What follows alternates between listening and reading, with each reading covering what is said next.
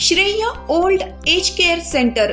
आज दिनांक 12/7/2024 रोजी आम्ही इचलकरंजी येथील श्रेय ओल्ड एज केअर सेंटरला भेट दिली आणि काही क्षण मन हेलावूनच गेलं। परंतु तेथील पेशंटची परिस्थिती आणि पेशंट व तेथील स्टाफ केअर सेंटरची सुस्थिती अत्यंत स्वच्छ, आनंदी आणि समाधानी आहे। हे पाहून मनाला खूप दिलासा मिळाला। आजच्या धावपळीच्या काळामध्ये समाजाला किंवा समाजासाठी अशा केअर सेंटरची अत्यंत गरज आहे। समाजामध्ये माणुसकी जपत स्वतःचे कुटुंब नोकरी करता करता काही सामाजिक बांधिलकी जोपासली पाहिजे हा विचार करून सौ शैलेजा रवींद्र शिंदे या भगिनीने या ओल्ड एज केअर सेंटरची सुरुवात केली। त्या केअर सेंटर खूप छान व आपलेपणाने चालवतात। पेशंटचा खर्च चालवण्यासाठी त्याच पेशंटच्या नातेवाईकांकडून मासिक मोबदला घेतात, पण त्यांनी अजून इतर कोणत्याही माध्यमातून मदत स्वीकारलेली नाही। पेशंटसाठी आहार, औषधे, शारीरिक आरोग्य कसे व्यवस्थित राहील याची काळजी मनापासून घेतात। पेशंट खूप स्वच्छ, प्रसन्न व आनंदी आहे। हे त्यांना भेटून खूप छान वाटलं। समाजातील काही वृद्ध वडीलधाऱ्या व्यक्तींशी शैलजाताईंचे ममतेचे ऋणानुबंध पाहून सर्वांना हेवा वाटेल असंच हे श्रेय ओल्ड केअर सेंटर कौतुकास्पद काम करत आहे। सौ शैलेजा शिंदे यांचे शिक्षण B.Com पर्यंतच आहे। त्या नोकरी करत करत आपल्या कुटुंबाच्या सहकार्याने हे काम अत्यंत व्यवस्थितपणे चालवत आहेत। या भेटीसाठी विशेष सहकारी सौ निशाताई दंडगे यांचे लाभले।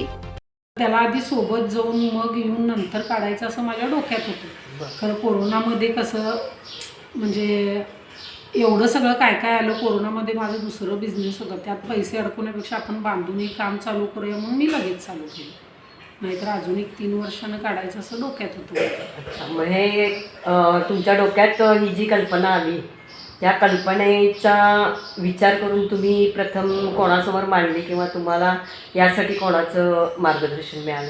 नाही, असं माझं मीच विचार करत होती सगळ्या कल्पना। आणि माझ्या फ्रेंड सर्कलमध्ये म्हणजे फॅमिली फ्रेंड आहेत, एक डॉक्टरांची बायको होती आणि एक फॅमिली फ्रेंडच आहेत थेरगे म्हणून, आणि माझी बहीण, माझी मधली बहीण, तिच्याबरोबर मी चर्चा करत होते काय पण। म्हणजे मधल्या बहिणीची पण इच्छा असंच आहे की आपलं एक ठराविक मुलगीची जबाबदारी झाली तर असं स्वतःला काहीतरी समाजकार्याला वाहून घ्यायचं। मग बहीण आणि मी कायम चर्चा करणार की असं काय तर करूया, हे करूया।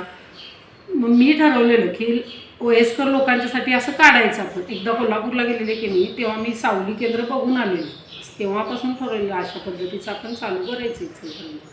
बरं, आता तुमचं आणि बहिणीचं म्हणजे कुटुंब वेगळं असणार आहे। मग तुमच्या कुटुंबातर्फे किंवा तुमच्या मिस्टरांच्या वतीनं तुम्हाला ह्यात सपोर्टिंग मिळाला का नाही? मिस्टरांनी कधीच माझ्या कुठल्या कामाला तू कर पण म्हटले नाहीत आणि नाही पण म्हटले। बरं, आज कुठल्या कामाला प्रोत्साहनही दिले नाही तू कर म्हणून, आणि कुठल्या कामाला तू करू नको म्हणून आडवं पण घातले आधीपासूनच। मग हे चालवत असताना तुम्हाला काही अनुभव वगैरे आले असतील? ॲक्च्युली माहिती तर ठोकळच होती। मी हे ठरवूनच ह्या कामात उतरलेली की आपण घरात आपल्या सासू सासऱ्यांना किंवा आईला कसं सांभाळतोय त्या पद्धतीनं सांभाळायचं। मग इथं आल्यानंतर एक एक गोष्टी कळत गेल्या की बाबा एखादी ही अडचण येत्या, मग ही कसं सॉल्व्ह करायची, असं एक एक एक एक अनुभवातून आता म्हणजे या वर्षभरात शिकत गेलो आम्ही काय काय लागेल ते गरजेला। सगळ्या कामासाठी अवेलेबल सगळे स्टाफ सगळं आहे। एक प्रोफेशनल नर्सिंग कोर्स केलेली आहे। अच्छा, आणि एक हे असंच म्हणजे वयस्कर लोकांची सेवा शुश्रूषेचं काम करणारी एक लेडीज आहे। वरती स्वयंपाकाला दिवसभर आहे, ती सगळं त्यांना काय लागेल ते हसवत खेळत द्यायचं। आणि जो खालचा स्टाफ आहे तो सुद्धा मला एकदम म्हणजे एकदम कोऑपरेटिव्ह मिळाला। त्यांच्यामुळं मला शिकायला मिळालं भरपूर या कामातलं। बरं, आणि मग आमच्याकडे आलेले पेशंट म्हणजे सेवा शुश्रूषा बघून पेशंट पण सहकार्य करून सगळ्यांच्या ह्याच्यातनं आत्तापर्यंत एकदम व्यवस्थित असं चालू आहे। अच्छा, मग आता हे जे पेशंट तुमच्याकडं आहेत आत्ता सध्या, त्यांची प्रकृती बिघडली वगैरे तर म्हणजे कोणते डॉक्टर तुम्हाला सहकार्य करतात? मडिवाळ डॉक्टर म्हणून आहेत ते। मडिवाळ डॉक्टर सेवा भारतीचे डॉक्टर येतात, ज्या त्या ह्याच्यानुसार बोलवतो आम्ही. स्किनसाठी काय वाटलं अच्छा. असलं तर बागवडे मडिवाळ डॉक्टर किंवा सेवा भारतीचं. जर फिजिओथेरपीसाठी पाहिजे असेल तर कार्तिक स्वामी डॉक्टरना किंवा ऐनापुरे सरांना, दोघांना बोलवून ॲडजस्ट करून नेतोय आम्ही पुढे. अच्छा. त्यांना औषध पाणी आता हे वगैरे चालवताना तुम्ही त्यांच्या नातेवाईकांच्याकडून त्यांचे काय महिन्याचे अवेलेबल हे असते टार्गेट ते तुम्ही घेताच. पण समजा एखाद्या संस्थेनं किंवा एखाद्या प्रतिष्ठित व्यक्तीला असं वाटलं की बाबा आपण काहीतरी मदत करावी तुमच्या केअर सेंटरला, तर तशी तुम्ही हे करता का, म्हणजे स्वीकारता का? नाही, मी अजून कोणाची काय मदत घेतली नाही. एकदाच बेड घेतला एक जणांचा. अच्छा. मग मदत तर काय घेतली नाही मी कोणाची. म्हणजे अजून माझ्या डोक्यात नाही की असं कोणाची काय मदत घ्यावी वगैरे. एक 4-5 वर्ष झाल्यानंतर आउटसाईडला म्हणजे रामलिंग किंवा हातकणंगले साईडला मला कमी रेटमध्ये जागा मिळाली तर ती जागा घेतल्यानंतर मी लोकांची मदत घेईन. कारण तिथं मी जे करणार आहे काम ते एक साधारण 100 लोकांच्यासाठी एकदम अल्प दरात ही सुविधा उपलब्ध व्हावी यासाठी आपण काम करणार आहे. 4 वर्ष झाल्यानंतर त्यावेळेला लागेल तर मी मदत घेईन कुणाची. तर आता काय घेतली नाही आहे. बरं. फ्युचर प्लॅनचं 4 वर्षानंतर विचार. आता समजा तुम्हाला म्हणजे आता आम्ही आलो तुमच्याकडे भेट द्यायला किंवा आणखी कोणती संस्था किंवा मंडळं वगैरे येऊ शकतात की आता सुरू आहे कळल्यानंतर येऊ शकतात ना ते बघायला वगैरे. मग त्यावेळी समजा त्यातनं एखाद्याला काही वाटलं की बाबा एखाद दुसरं काहीतरी आपण इथे एखादी वस्तू द्यावी पेशंटसाठी काय अवेलेबल असेल ते, किंवा काही साहित्य खाण्यापिण्याचं किंवा नाश्त्याचं वगैरे, तर असं पण तुम्ही स्वीकारत नाही का? म्हणजे मी घेतले नाही आतापर्यंत कोणाचं. काय कोण दिले तर त्यांची इच्छा. आता खाली आमचे एक पेशंट आहे, त्यांची अच्छा. बहीण डॉक्टर आहे, हां. त्या पाठवतातच कायम तिकडे नाशिकला. म्हणजे नाशिकहून पाठवतात अच्छा, त्यांना अच्छा. जे योग्य वाटेल ते. हां.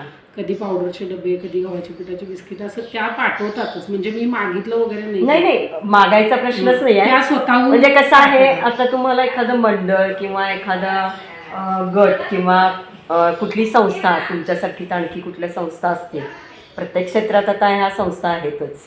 ह्या संस्थेच्या मार्फत जर तुमचं केअरटेकर जर बघायला आले हे सेंटर, तर त्यांना वाटलंच बाबा की आपली एक इच्छा आहे आणि आपण द्यावं, हे तुम्ही म्हणजे स्वीकारणं न स्वीकारणं असं मी म्हणत नाही आहे, पण पेशंटसाठी दिले तर म्हणून देऊ देत ना, त्यांच्यासाठी हां. खाली दिले तर म्हणजे देऊ देत. तुमचा काही प्रॉब्लेम नाही नाही. नाही देऊ देत. हां. फक्त मी काय घ्यायचं नाही म्हटले. एकतर ही वयस्कर लोक आहेत, अच्छा. मग कोण कसं जेवण करणार, कोण कसं करणार, ह्या हिशोबानं मी काय हा घ्यायचं नाही, नाही. तयार जेवणाचं तर ते घ्यायचंच नाही, सोडा तो प्रश्नच आपण आणि सोडवायचा. मी पैसे घेऊन करते हे काम, त्यामुळे माझ्या डोक्यात कुणाचं काय घ्यायचं नाही घ्यायचं अशीच नाही. इच्छा आहे. कारण अच्छा. आपण मोबदला घेऊन हे काम करतो हा.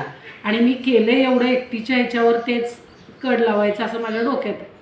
परत आपण जेव्हा करणार आहे खरोखरच जिथं पैसे न घेता आपण करणार आहे तिथं केलं तर काय हरकत नाही. तिथं जर लोकांनी दिलं किंवा लोकांची मदत घेऊन त्यावेळेला केलं तर चालते.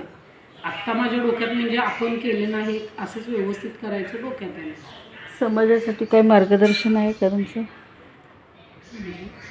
म्हणजे आता तुम्ही हे चालवता असं, म्हणजे बऱ्याच लेडीजच्या डोक्यात असतं की बाबा आपण हे करावं ते करावं किंवा काहीतरी करावं. तर त्यांना मार्गदर्शन करण्यासाठी किंवा त्यांचे विचार आचरणात आणण्यासाठी तुम्हाला काय वाटतं? ॲक्च्युली आता मी हे केअर सेंटर काढले वयस्कर लोकांची सेवा शुश्रूषा व्हावी म्हणून. हं. खरं मला असं वाटतं की कोण आमच्याकडं न ठेवता घरातच जेवढं शक्य आहे तेवढी सेवा शुश्रूषा करावी. आईवडिलांची असू दे, सासू सासऱ्यांची असू दे. आपण करताना बघूनच आपली मुलं आपल्यासाठी परत करणार. आपण जे करणार तरच आपल्या मुलांना कळणार. इथं कोण आणून ठेवलं आपल्या मुलांना कळणारच नाही आईवडिलांची काय सेवा करायची असते किंवा काय. खरं तरी पण ज्यांना पर्यायच नसतो, जी मुलं नोकरीला जातात किंवा आता सासूच आधी एक्सपायर झाल्या, सासऱ्याला सून सांभाळू शकत नाही, जे सेवा शुश्रूषा वगैरे करायची ती नाही करू शकली, तर हे केअर सेंटर खरोखरच उपयोगी आहे. उपयोगी आहे, बरोबर आहे. मग आता समाजाची गरज आहे त्या हिशोबाने हे खरोखर उपयोगी आहे. अच्छा.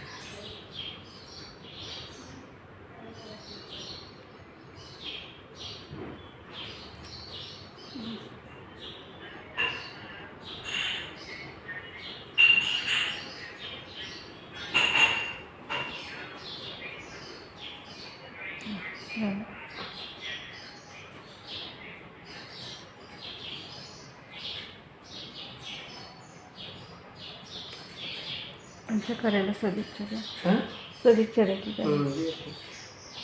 तुम्ही हे केअर सेंटर चालवताय, खूप चांगली गोष्ट आहे. आणि आम्ही खाली पेशंटना वगैरे तुमच्या भेटलो, सगळी स्वच्छता किंवा तुमचं जे काय कार्य हे चालू आहे खूप चांगल्या प्रकारे चालू आहे असं आम्हाला काल निदर्शनास आलं. आणि तुम्ही आजच्या या कार्यासाठी तुम्ही पुढचं जे काय कार्य करणार आहात त्यासाठी तुम्हाला सदिच्छा देते. आणि हे कार्य असंच तुम्ही पुढे चालू ठेवावं. आणि काही तुम्हाला गरज असेल तर आम्हाला कॉन्टॅक्ट केलं तरी चालेल. आम्ही तुमच्या पाठीशी सदैव राहू. आभारी आहोत. थँक्यू. हिरकणी न्यूज करिता कार्यकारी संपादिका सौ संगीता हुगे, इचलकरंजी. चालू घडामोडींचे अपडेट्स जाणून घेण्यासाठी आपल्या हिरकणी न्यूज चॅनलला सबस्क्राईब जरूर करा. लाईक करा, कमेंट करा आणि शेअर करा. बेल आयकॉनवर प्रेस करा आणि नोटिफिकेशन्स मिळवा.